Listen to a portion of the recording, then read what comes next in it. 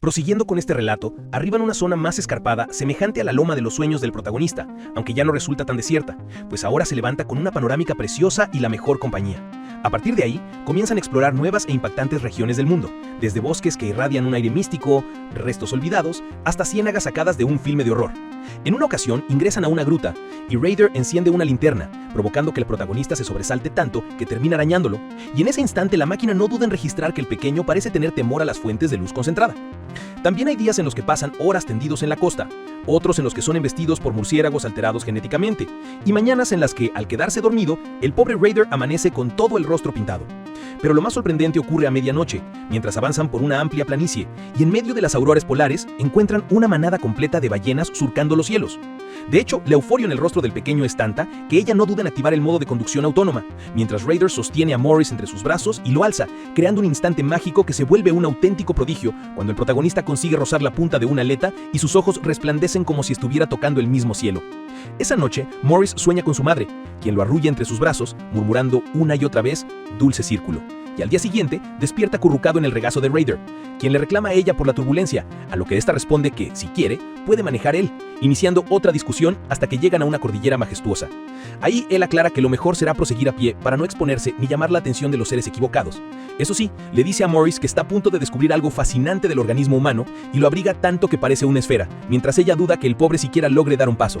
No obstante, el verdadero problema empieza cuando él se queda contemplando un rato el horizonte y percibe algo desplazándose hacia ellos a una velocidad de 491 km/h. Ryder sabe que algo tan veloz no puede ser nada positivo, y aunque al inicio dudaba, no tarda en sentir un escalofrío que lo inmoviliza de inmediato, seguido de un terrible presentimiento. Ayúdame con la meta de 5 me gustas y 3 comentarios. Muchas gracias, buen samaritano. Si quieres ver tu comentario, saldrá al final del próximo video. Si no sale, es porque ustedes me ignoraron, o nadie miró este video, como de costumbre. Decide retornar en la motocicleta de inmediato, y lamentablemente para ella, anuncia que les quedan 2 minutos y 40 segundos antes de ser localizados, cifra que va disminuyendo gradualmente hasta que la entidad aparece en su línea de visión, y ella solo tiene tiempo de vociferar, "¡Ahí viene!". Sin pensarlo, Ryder desliza su moto y abre fuego, pero el inconveniente es que no logra causarle absolutamente ningún daño, ya que su impacto fue frenado y absorbido por una especie de hoyo negro que el ser puede manipular a su gusto. Atónito, Ryder ni siquiera halla las fuerzas para intentar huir, pues es inútil, ya que ante él se presenta el enemigo más imponente que ha visto en toda su vida, uno que ha venido directamente tras ellos. Y resulta que se trata de la misma criatura de antes, que afirma ser capaz de rastrear a Morris. Por supuesto, Ryder lo ignora, y cree que es un cazarrecompensas enviado tras él por disparar dentro del perímetro del pueblo, quedando petrificado pues jamás imaginó que se trataría de alguien tan poderoso. Mientras tanto, el adversario los contempla, y al fijarse en Morris es como si algo encajara dentro de él, hallándose frente a frente con su objetivo. Lo más desalentador es que ella le advierte a Ryder que solo tiene un 10% de probabilidad de vencer a alguien tan sobresaliente. Y aunque el muchacho le pregunta si está segura, él mismo reconoce que ella jamás se equivoca y que su contrincante es 1000 veces más fuerte que él. Por lo tanto, para resguardar a Morris, debe evitar un combate mano a mano a toda costa. Con esa idea en mente, lo primero que hace es disparar, pues aunque parezca contradictorio, eso le permite generar una cortina de humo para escapar a toda velocidad, activando el modo de sobreaceleración de su moto, aumentando así la distancia entre ambos. Pero el plan no concluye allí, ya que, al asegurarse de estar en la zona medianamente segura, Ryder vuelve a abrir fuego, apuntando no al rival, sino a la montaña detrás de él para provocar una avalancha. Por supuesto, él sabe que eso no será suficiente para detenerlo, pero sí para ganar algunos segundos. Así que vuelven a ponerse en marcha, exprimiendo toda la velocidad de la motocicleta para llegar al puente que conduce directamente a la ciudad. Mientras tanto, el pobre Morris no sabe si divertirse o atemorizarse, y el trayecto es tan extremo que Ryder le pide que se sujete. Pero lo bueno es que su estrategia funciona, ya que a la distancia pueden ver cómo están cada vez más cerca del famoso puente. Lamentablemente, la dicha les dura muy poco, pues a sus espaldas pueden ver cómo el adversario se aproxima de manera serena, así que Ryder no duda en abrir fuego aunque resulte inservible, ya que su contrincante detiene el proyectil con una facilidad ridícula y simplemente continúa avanzando detrás de ellos. En ese instante, Ryder nota que este no parece tener la intención de atacarlos, pero eso no hace que su tensión disminuya y piensa que todo estará bien una vez lleguen al puente. El inconveniente es que al volver a mirar atrás, el enemigo ya los ha alcanzado y los sujeta del cuello con total facilidad, deteniendo la motocicleta de inmediato y formando un agujero negro con el que probablemente sería capaz de aniquilarlo al instante. Por supuesto, Ryder intenta aprovechar la corta distancia para disparar, pero es inútil y con el paso de los segundos se vuelve evidente que ese será su final. Sin embargo, algo cambia, pues el enemigo desvía la mirada hacia Morris, dándose cuenta de que no lo está salvando de ningún traficante, sino que el pequeño se aferra a Ryder con todas sus fuerzas, mirándolo con esos ojos desesperados de alguien que presencia la muerte de un ser querido. La impresión es tal que el enemigo afloja su agarre, oportunidad que Ryder aprovecha para lanzarse de la moto y como para ese punto ya estaban sobre el puente, se deja caer hacia el abismo. Es evidente que el enemigo no estaba familiarizado con aquel lugar, al menos no tanto como él, y se queda observándolos unos segundos como intentando averiguar qué harán, llevándose la sorpresa de que, de la nada, una ballena emerge desde debajo del puente hacia él.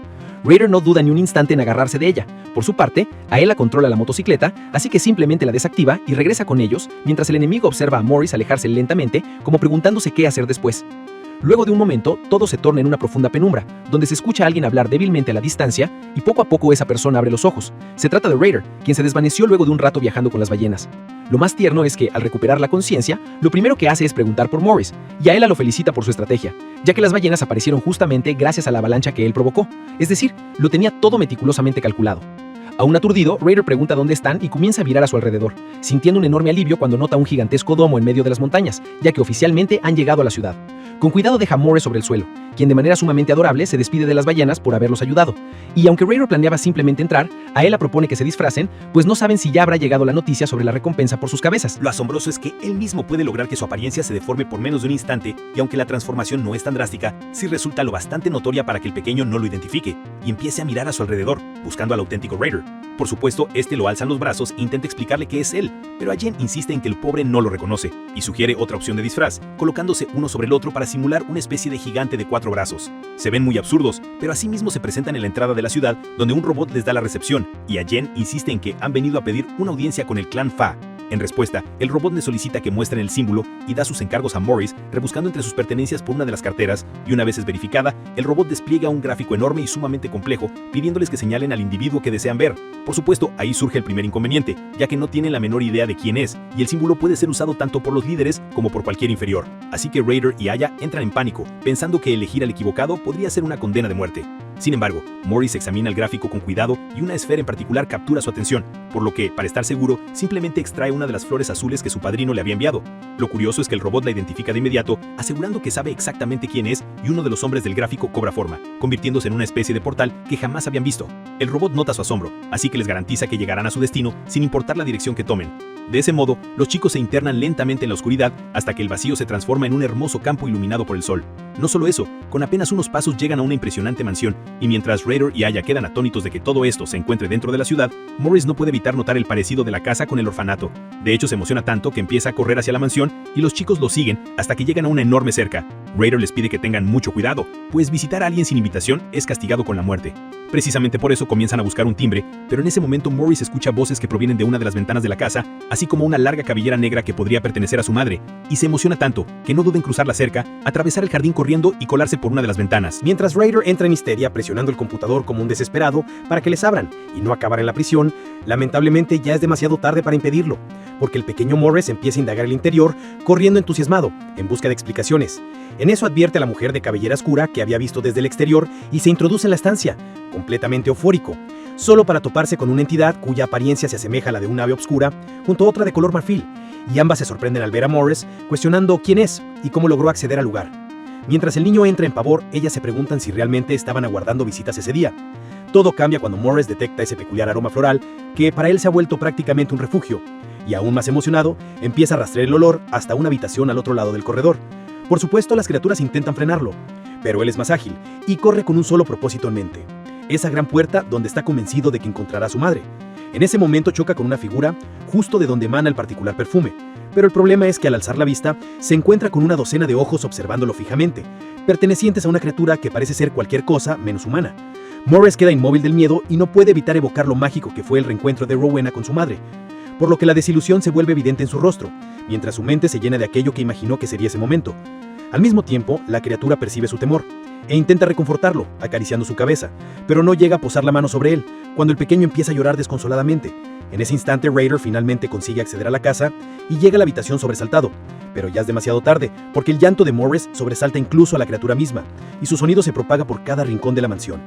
Después de un rato vemos al pobrecito, que todavía solloza, acurrucado bajo una cama, mientras Aya y Raider hacen todo lo posible por hacerle entender que está a salvo. En el proceso son observados por los pajarillos de antes, quienes resultan ser la servidumbre del lugar. Pero aunque Raider intenta tranquilizar al niño de todas las formas posibles, es inútil. Al salir de la habitación, se encuentra con la criatura de antes, cuya voz desprende pura preocupación, a lo que Raider le asegura que necesitarán darle algo de espacio a solas, pues jamás lo había visto llorar así. La criatura se lamenta no ser lo que el niño esperaba, y se presenta como Miria, la protectora de Morris y la jefa del clan Fa. Después de eso transcurren varias horas hasta que llega la noche, y con los ojos totalmente inflamados, Morris decide salir de debajo de la cama, encontrándose con que tanto Ryder como Aya están durmiendo apaciblemente. El pequeño intenta despertarlo con delicadeza, lo que implica golpear a Ryder en el rostro con todas sus fuerzas. Sin embargo, este último simplemente continúa dormido. Hambriento, Morris no tiene más opción que comenzar a husmear la mansión por su cuenta en busca de algo de comida. Por fortuna, su olfato es excelente y avanza por los pasillos hasta llegar a la cocina, siendo observado por Miria, quien hace todo lo posible por mantenerse a distancia. Al final, Morris encuentra un tazón repleto de frutas y recuerda que Ryder había intentado ofrecerle algunas más temprano, por lo que trata de tomar unas cuantas. El inconveniente es que es demasiado bajito para alcanzarlas y tras mucho esfuerzo empieza a escalar el mesón hasta que logra tomar una entre sus manos. Pero en ese instante, oye un ruido a sus espaldas y al girarse se topa con la mirada tímida de Miria vigilándolo desde lejos. Retrocediendo un par de minutos en el pasado, vemos a esta dejar un libro que había estado leyendo en la biblioteca, mostrando una expresión nostálgica y bastante abatida, cuando el sonido de unos pasos diminutos recorriendo los pasillos llamó su atención. Ese fue el momento exacto en el que vio al pequeño Morris perseguir desesperado el olor a comida. Y aunque tenía algunas dudas, también decidió seguirlo para averiguar qué estaba tramando, de ese modo pudo verlo luchar para tomar una fruta. Volvemos al presente, justo en el instante en que sus miradas se conectan, con Morris quedando petrificado, igual que la primera vez que se encontraron. El detalle es que Miria se ve mucho más tenebrosa de noche, tanto que al pequeño se le eriza la piel como a un gato, y sale corriendo por toda la habitación, provocando que la pobre casi sufra un susto de muerte y decida salir huyendo para no empeorar la situación. Eso sí, una vez Morris logra tranquilizarse, vemos cómo una pieza de fruta rueda tímidamente hacia él a modo de ofrenda, y aunque aún está muy nervioso, el hambre lo domina y corre tras ella. Por supuesto, la fruta fue lanzada por Miria, quien permanece al otro lado de la puerta, temerosa de seguir complicando las cosas. Recordando cuánto se había esforzado por alcanzar el tazón, ella empieza a arrojarle las frutas una por una para que calme su hambre. Todo ocurre de manera pausada, como si estuviera alimentando a una especie de criatura salvaje. Si llegaste hasta este punto del video y no te has suscrito, tendremos problemas serios. Comenta, suscrito y ya di me gusta. Así sabré que no iré por ti. Así que cuando Miria oye al pequeño degustar poco a poco, sus ojos resplandecen, con una mezcla de tranquilidad y devoción indescriptible, y bajo el brillo de las estrellas, Morris se da un banquete, y al cabo de un rato Miria reúne el coraje de asomarse, pero se queda allí, simplemente observándolo comer en calma, saboreando el instante. Y a la mañana siguiente, Morris despierta tirándose al suelo de la cocina por las voces de los empleados, que comienzan a llegar y que susurran entusiasmados las ganas que tienen de ver en persona el renombrado niño humano. Por supuesto, Morris se pone en alerta y sale corriendo, hasta que impacta con Ryder, quien le pregunta cómo durmió, solo para llevarse la sorpresa de que el pequeño se le adhiere como si fuera pegamento, abrazándolo con tanto cariño que queda totalmente petrificado, sin tener idea de qué hacer. Y ya ella se burla de ambos, pero lo interesante llega cuando le relata a Morris lo que ocurrió la noche anterior, mientras él estaba llorando bajo la cama. Resulta que Ryder tuvo una reunión con Miria donde ella le comentó lo angustiada que estaba por Morris, ya que cuando escapó pensaron que había ido tras su amiga. Sin embargo, no encontraron ninguna señal y jamás imaginó que se las arreglaría para llegar hasta allí. Ella le preguntó cómo podría retribuirle, y aunque Ryder insistió en que no había sido nada, ella le entregó una caja enigmática, pidiéndole que la abriera y dejándolo cautivado con su contenido. Dentro de la caja se encontraba nada más y nada menos que un fragmento estelar, con un valor de al menos 60,000 monedas, una auténtica fortuna con la que difícilmente tendría que volver a trabajar en su vida.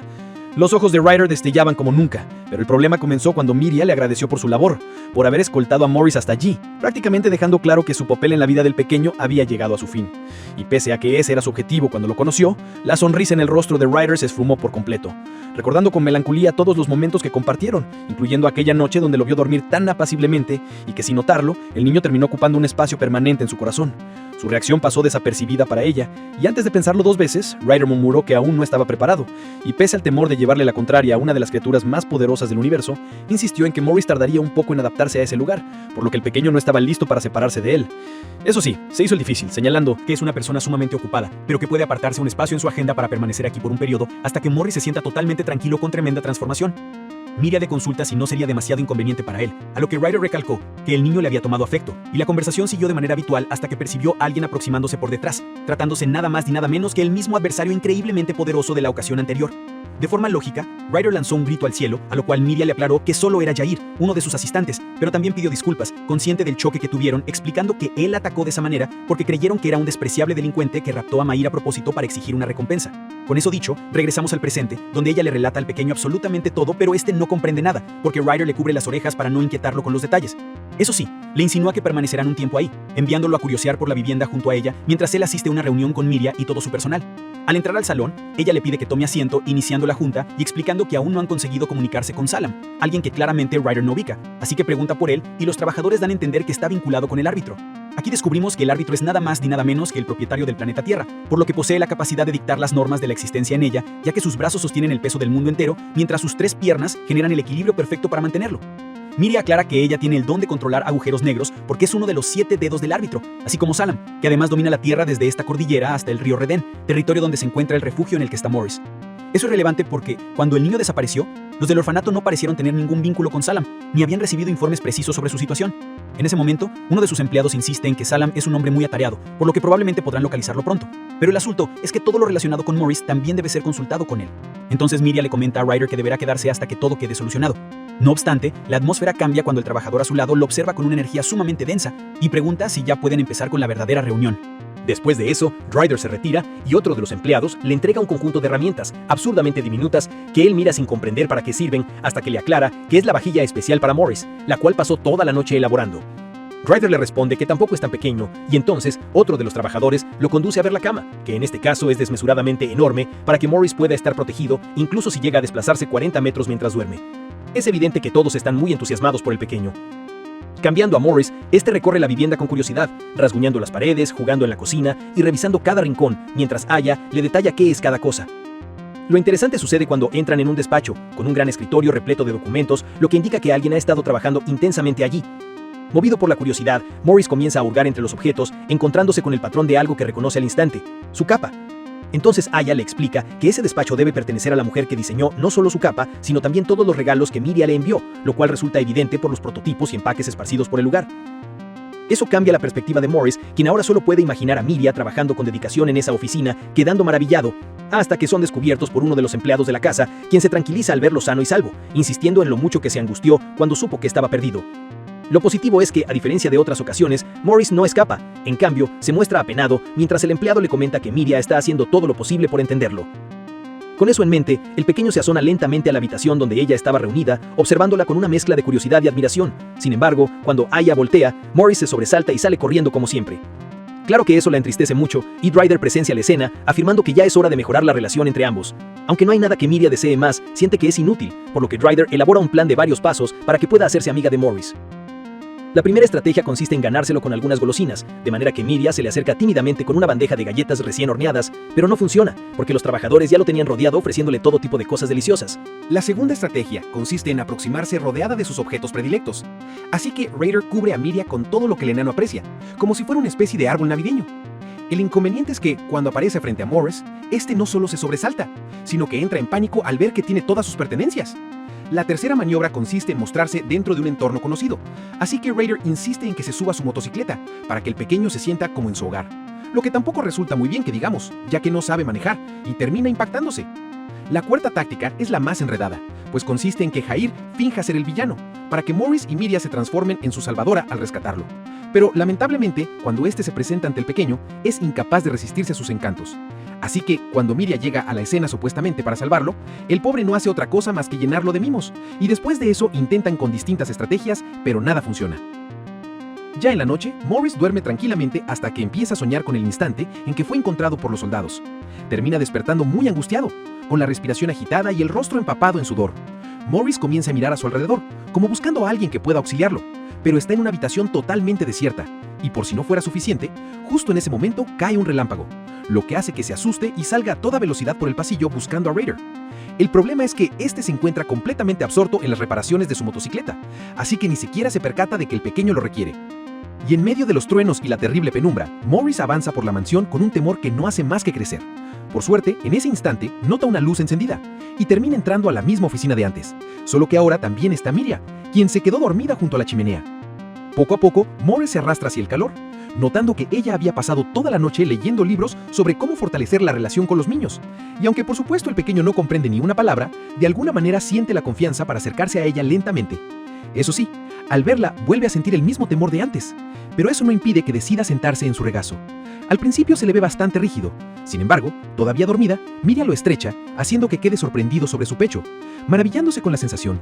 Luego de eso, la observa nuevamente, viendo que es la misma persona a la que tanto le temía, pero la calidez que le transmite no miente, y presiona su cuerpo una vez más. Cautivado por el incesante palpitar de su pecho, y sin aviso alguno, un universo de oportunidades se despliega ante él, y comienza a rememorar todo lo que, sin que ella lo sepa, simboliza para él, pues lo único que anhelaba era ese instante exacto entre sus brazos, experimentando por primera vez lo que implica tener una madre.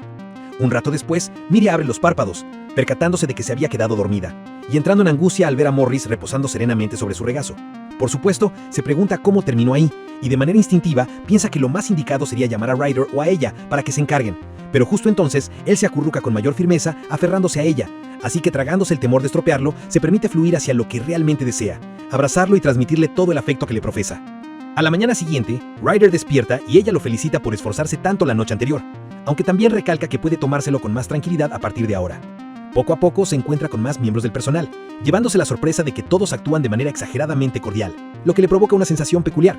En ese momento, llega la correspondencia y como todos están ocupados, él se ofrece a recogerla, topándose con que se trata de un cartel de Se Busca, repleto de rostros delincuentes, incluyendo el suyo propio.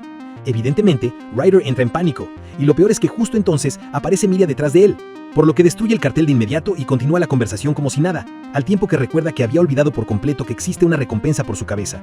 Para colmo, en medio de la confusión, no escucha lo que Miria le estaba diciendo, así que ella le pide que se prepare para salir. Le solicitó que la acompañara al centro de la ciudad para adquirir algunas cosas para Morris, lo cual él acepta, quedando en una situación complicada. Así llegan a una tienda resplandeciente a la que Miria suele acudir cuando necesita que sus prendas sean ajustadas, ya que cuentan con un sistema especial capaz de materializar cualquier diseño que puedan imaginar. La única condición es que los clientes deben presentarse en persona, y como encontrar ropa adecuada para humanos es muy difícil en estos tiempos, Miria decidió que esta es la mejor alternativa para obtener cosas nuevas para Morris. En ese momento, las empleadas del establecimiento se acercan al pequeño, insistiendo en que han oído mucho sobre él, y que la señorita Miria incluso les dio algunos consejos sobre cómo hacerlo sentir como en casa, así que le prepararon galletas, crayones y todo lo que le agrada. Curiosamente, funciona. Porque el infortunado queda cautivado de inmediato, a lo que Ryder comenta que no está del todo convencido de que cualquiera pueda dominarlo con un par de bagatelas, y Miria le concede la razón mientras corre, mientras él reflexiona que tuvo fortuna de poder llegar hasta aquí, mediante un portal directo, evitándose los problemas de que cualquiera pudiera identificarlo en la calle. Aún así, sabe que no está completamente a salvo, por lo que le solicita a ella que sondee este sitio en busca de cámaras. Sin embargo, la codificación es tan intensa que no puede darle una respuesta precisa, excepto por la detección de algunos vigilantes a varios metros fuera del acceso principal. En resumen, parece que está seguro por ahora, así que no puede impedir meditar sobre qué debería hacer, suponiendo que lo mejor será fingir normalidad todo lo posible. Y una vez regresen a la mansión, escapar sin darles tiempo de lanzar preguntas. Eso sí, cualquier pensamiento pesimista se desvanece por completo en el instante en que ve a Morris con el primer conjunto. Un traje de oso tan tierno que no puede evitar chillar como desquiciado. Y Miria reacciona igual de mal, sollozando de manera desbordada por lo precioso que es, y se deja llevar creando atuendos cada vez más encantadores, como uno que se asemeja a la ropa que ella misma utiliza. Al verlo, Ryder admite que es bonito, pero se le ocurre algo todavía superior: vestirlo con el estilo de él, e incluso a ella le da por elegir un atuendo peculiar que considera impecable. Después de eso, las empleadas de la tienda toman el control, ofreciendo prendas un poco más elegantes que encajan de manera magnífica con la estética de cada uno. Continúan avanzando con aparente normalidad, hasta que Ryder percibe algo fundamental. El precio sobre su cabeza ni siquiera es técnicamente su responsabilidad, puesto que solo disparó de forma ilegal para resguardar a Morris. Por ello, decide conversar con Miria al respecto con total sinceridad. Seguro ella lo entenderá. Es por eso que en ese mismo instante se dispone a acercarse a ella para preguntarle sobre el asunto, y estuvo a nada de hacerlo cuando recordó las horribles palabras que el secuestrador le dijo en aquel momento: cómo alguien tan peligroso como tú podría crear a un ser humano. Y aunque Ryder actuó como si no le hubiera afectado, ese simple pensamiento provoca que quede inmóvil, empapado de sudor frío ante la idea de que Miria podría alejarlo de Morris en cualquier segundo, en cuanto descubra qué clase de individuo es en realidad. Continuará. Si la siguiente parte ya está disponible, aparecerá en pantalla. Si te gusta este canal, suscríbete para más videos como este.